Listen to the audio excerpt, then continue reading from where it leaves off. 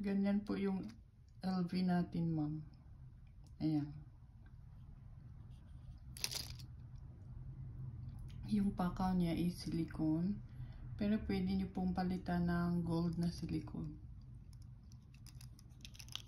Para hindi siya madaling matanggal. Pag Japan gold po kasi, usually ginagamit talaga nila is silicone.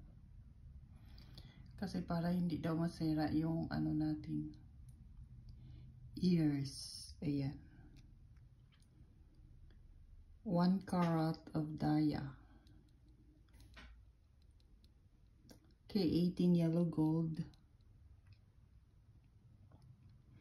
And 1.80 grams ba to? Maganda po siya, ma'am. Ayan. Mahal na to ngayon kasi old items ko to. Nag-price up na to ngayon.